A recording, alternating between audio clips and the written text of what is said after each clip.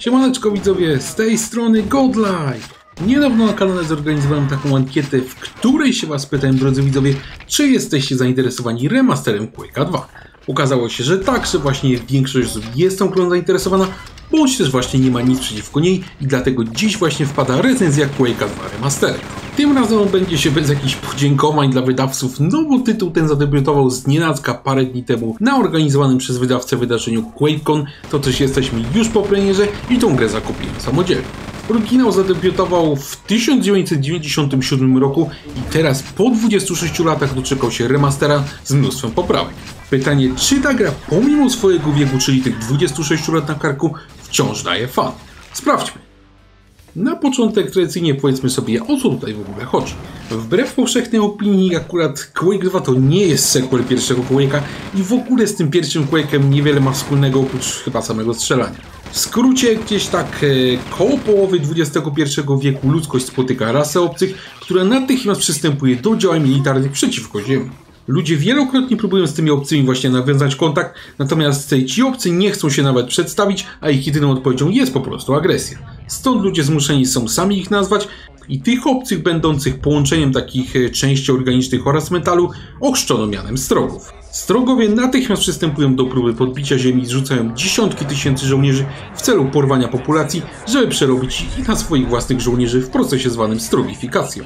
I dysponując znacznie bardziej zaawansowaną technologią właśnie niż ludzie, początkowo odnosili oni spore sukcesy, natomiast najeźdźcy nie przewidzieli, że ci ludzie zamiast się tak po prostu poddać, będą stawiać opór przez całe miesiące i lata. W końcu po wielu latach walki ludziom udaje się w dużej mierze skopiować technologię przeciwników i użyć jej właśnie przeciwko Strogom. Niszczą przy tym placówki Strogów na Ziemi, przejmują ich statki kosmiczne i ostatecznie wypierają agresorów z Ziemi. Później identyfikują planetę Strogów, którą nazywają Strogos i natychmiast przystępują do ataku na swoich niedawnych ciemiężców. I tutaj właśnie zaczyna się akcja Quake 2. Nasz bohater zwany Bitterman zostaje wystrzelony w takiej specjalnej kapsule ze statku kosmicznego na wyjałowioną planetę Strogos wraz z setkami innych żołnierzy, a ich głównym zadaniem jest oczywiście pokonanie Strogów, dokonując inwazji na ich placówki oraz stolicę. Coś oczywiście musi pójść jednak nie tak i ludzie szybko odkrywają, że Strogowie na planecie dysponują takim gigantycznym dziełem planetarnym zwanym Big Gun, które zestrzeliwuje znakomitą większość kapsuł z żołnierzami już w czasie lotu. Oczywiście oprócz naszej. Pod względem mechanik Quake 2 to jest więc typowa strzelanina z pierwszej osoby, okraszone elementami typowymi dla gier ID Software, czyli bardzo szybkim tempem rozgrywki i całą masą sekretów na ołach. Ta edycja, czyli właśnie ta edycja zremasterowana, doczekała się poprawek map, oświetlenia i grafiki, a także dodatkowych kampanii oraz także opcji kooperacji, a więc jak sami widzicie zmian tutaj jest akurat całkiem sporo. Głównymi elementami Quake'a 2 w wersji remasterowanej są więc walka z przeciwnikami oraz eksploracja poziomów i wykonywanie misji. I zacznijmy od tego pierwszego elementu. I w sumie w tym momencie wielu z was mogłoby powiedzieć, że nie ma tu w zasadzie o czym mówić z tą walką, no bo to jest taka prosta gra, w której się po prostu chodzi i strzela. No i rzeczywiście taką grę można zrobić, w której się właśnie tylko chodzi i strzela, natomiast Quake 2 taką grą, widzowie, na pewno nie jest. Zacznijmy może od samych broni i jak w każdej grze tego producenta strzela się z nich po prostu fenomenalnie. Jakby tego było mało, to giwer w grze jest też naprawdę sporo, bo całe 11, a każda z tych broni oferuje znacząco odmienny styl rozgrywki. Mamy tradycyjne pistolety maszynowe, mamy kultowego shotguna, ale mamy też oferującą zabójczą precyzję railguna strzelającego takim zabójczym promieniem, czy przydającą się zawsze i wszędzie wyrzutnię rakiet. I wydawałoby się, że to wszystko, co tu się da powiedzieć, bo z tych broni strzela się po prostu zajebiście, są ładnie wykonane, są różnorodne, natomiast ja chciałbym zwrócić waszą uwagę na jedną rzecz, która mnie w tej grze bardzo pozytywnie zaskoczyła. Na pewno graliście już jakiegoś różnego rodzaju strzelanki na rynku i schemat w tych grach jest mniej więcej taki, że znajdujemy nową broń, ta nowa broń jest z reguły znacznie lepsza od starej i zaczynamy właśnie grać głównie tą nową giwerą, aż do znalezienia kolejnej, jeszcze mocniejszej. I tych starych broni w tych grach z reguły przestajemy używać, bo te nowo znalezione są po prostu lepsze i nie ma po prostu sensu do nich wracać. I tutaj was zaskoczę właśnie, drodzy widzowie, bo w Quake'u 2 te podstawowe bronie są wciąż użyteczne nawet pod koniec gry. Spytacie, jak to w ogóle jest możliwe? A no właśnie dzięki pomysłowemu projektowi tych broni i dopracowaniu różnorakich szczegółów. Taki prosty przykład. Na początku mamy pistolet maszynowy, który się w sumie sprawdza całkiem nieźle. Natomiast później znajdujemy tak zwaną obrotówę, która korzysta z tych samych nabojów co pistolet, ale strzela znacznie szybciej. No i wydawałoby się, że ten pistolet maszynowy w sumie to już tam się nie będzie przydawał, no bo ta obrotowa jest lepsza, ale żeby się jednak przydawał, to twórcy zastosowali tutaj takie sprytne rozwiązanie. Jak tą obrotówę rozkręcimy, czyli wystarczy, że tam klikniemy na pół sekundy, to wystrzeli ona już co najmniej 5-6 pocisków, a wystarczy dłużej przytrzymać, żeby tych pocisków było już kilkadziesiąt. W sytuacji, gdy nie mamy w tej grze zbyt wielu naboi, lepszym wyborem może okazać się właśnie ten zwykły stary pistolet maszynowy, który pozwala na dokładną regulację, ile naboi chcemy wystrzelić. A to się może okazać kluczowe, gdy przez dłuższy czas nie znajdziemy w ogóle amunicji. Dokładnie w ten sposób działa na przykład shotgun i podwójny shotgun. Czasem przeciwnicy są na tyle słabi, że nie warto po prostu strzelać z tego podwójnego shotguna, bo będziemy marnować 2 razy więcej nabojów, które są przecież w tej grze cenne. Mamy też na przykład wyrzutnię granatową oraz wyrzutnię rakiet i ta druga oczywiście jest znacznie łatwiejsza w operowaniu, bo rakiety są dużo łatwiejsze do celowania niż granaty, natomiast tych rakiet jest zawsze za mało. Często więc będziemy sięgać po tą stareńką wyrzutnię granatów, by pokonać jakichś powolniejszych przeciwników, którzy od tych granatów w ogóle nie uciekną, a rakiety zostawimy sobie na czarną godzinę. Dzięki właśnie takiemu sprytnemu projektowi niemal każda broń w tej grze jest przydatna przez całą rozgrywkę i to w tej grze jest piękne. I sami przyznacie, że w sumie rzadko coś takiego się zdarza nawet w nowoczesnych strzelankach, że nawet z tych najstarszych broni korzysta się przez całą rozgrywkę.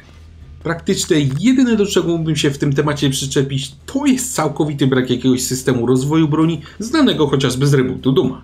Taki system tam właśnie w tym Doomie z 2016 motywował nas do przeszukiwania sekretów w postaci takich modułów, których później mogliśmy użyć do ulepszania rakietnicy, by miała naprowadzane rakiety, no i tak dalej. Takiego systemu upgrade'u broni tutaj w tej grze niestety nie ma. No i jest to w sumie całkowicie zrozumiałe, bo w 1997 roku, gdy tego Quake'a 2 projektowano, no to pewnie nikt nawet o takim systemie nie myślał. Natomiast 26 lat później można dostrzec, że w tej grze ten system by się przydał i tutaj by pasował wprost idealnie. I chociaż brak takowego właśnie systemu boli i zostanie to wymienione oczywiście w minusach produkcji, to absolutnie nie mam tutaj pretensji do deweloperów, że tego systemu nie dodali, bo i tak po 26 latach givery w Quake'u 2 wypadają wprost genialnie.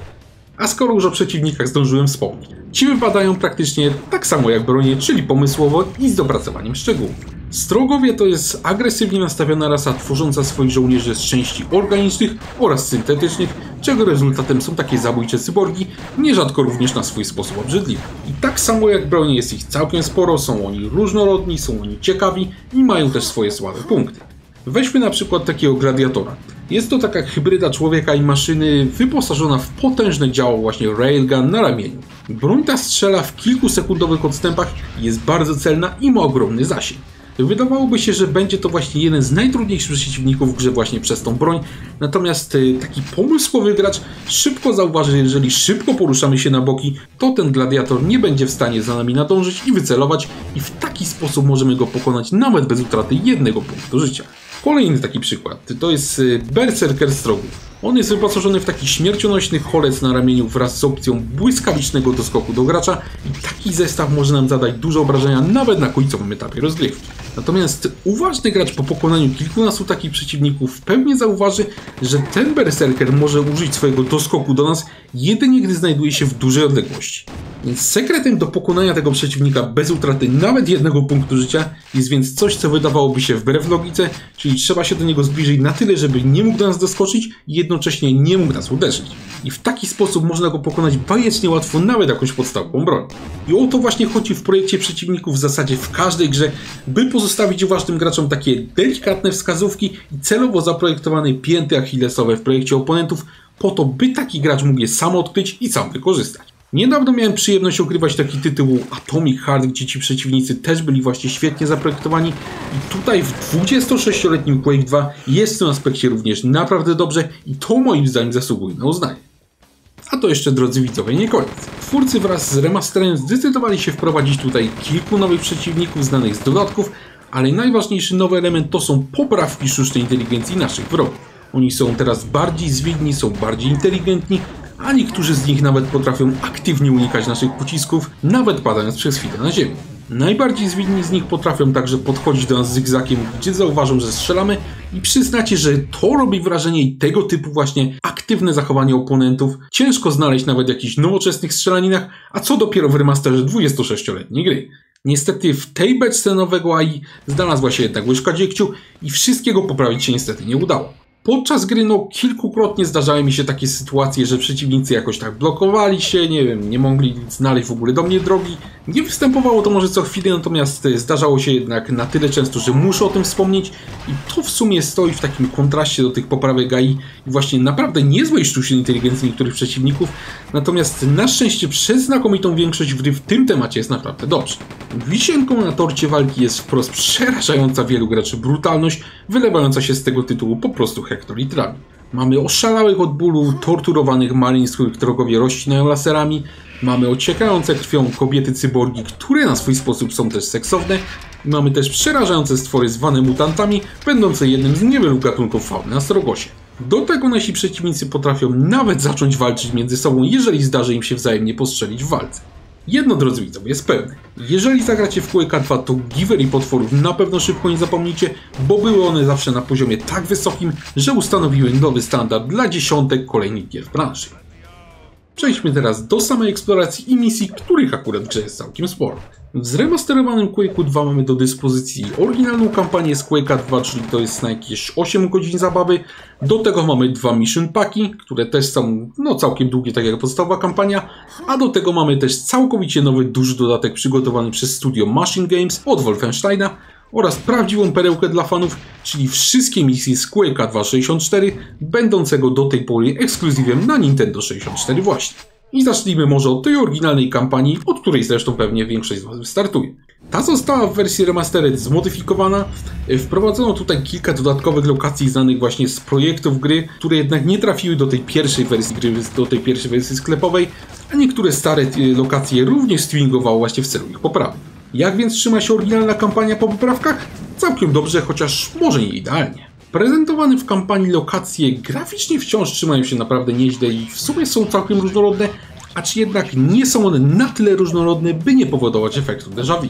Niestety ten efekt déjà vu w czasie rozgrywki pojawi się, jeżeli będziemy właśnie tą grę przechodzić na jednym bądź dwóch posiedzeniach, dlatego oryginalną kampanię w Quake'u 2 zalecam sobie dawkować tak po kilka leveli na raz, inaczej może się nam zrobić nieco schematycznie. Pomimo tej niedogodności, to grając w tą grę wciąż udaje się dostrzec ogromny kunszt deweloperów z ID Software. Przygotowane mapy są bowiem wprost naszpikowane takimi pomysłowymi rozwiązaniami, pomysłowymi skrótami i naprawdę dobrymi sekretami. Co ciekawe, w tej kwestii sekretów widać właśnie największy progres u panów z ID Software. Parę lat wcześniej wydali oni bowiem takiego Duma 2, który też w sumie lokacje miał całkiem fajne, natomiast sekrety to już niekoniecznie, a wiele z nich opierało się na takim klasycznym i gównianym lizaniu ścian, a to nie powinno mieć miejsca.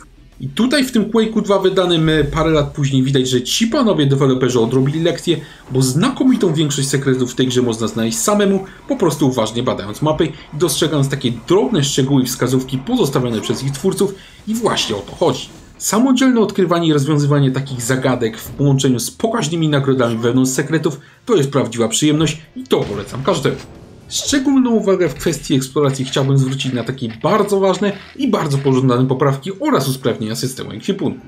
Dzięki nim teraz, podnosząc taki power-up w postaci pakietu adrenaliny zapewniający nam dodatkowe HP, on nie zostaje użyty od razu, tylko po prostu trafia do takiego kołowego menu, a to my decydujemy, kiedy chcemy go użyć. W ten sam sposób działają teraz też inne power-upy, dzięki czemu to my decydujemy, kiedy tak naprawdę ich potrzebujemy i to dodaje rozgrywce takiej dodatkowej taktycznej głębi. Poza tym twórcy zdecydowali się też zaimplementować system kompasu, który wskazuje nam, gdzie mamy się udać w grze. Nie wiem, że niektórzy z Was powiedzą, że to jest jakieś zbytnie ułatwienie, natomiast zapewniam Was, że levele w tej grze akurat są multipoziomowe i czasem są naprawdę zagmatwane i taki kompas był tutaj naprawdę pożądanym dodatkiem. I powiem Wam jeszcze, że niedawno ogrywałem taki też całkiem fajny retro shooter zwany Ion Fury, w którym wszystko mi się podobało, oprócz tego, że przeciwników na mapach było często po prostu za dużo.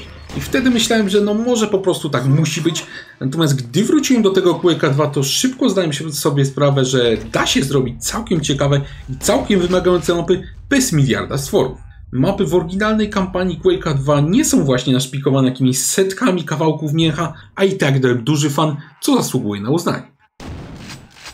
Niestety nie wszystko tutaj gra, a największe zastrzeżenia mam w zasadzie do dwóch rzeczy.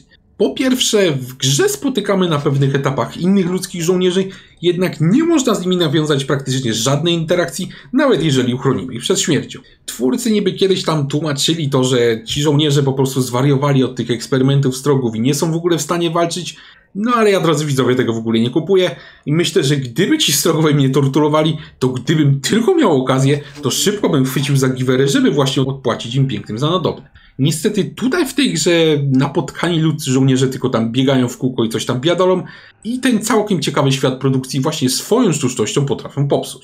Druga sprawa natomiast to jest latarka, a konkretnie to jej brak.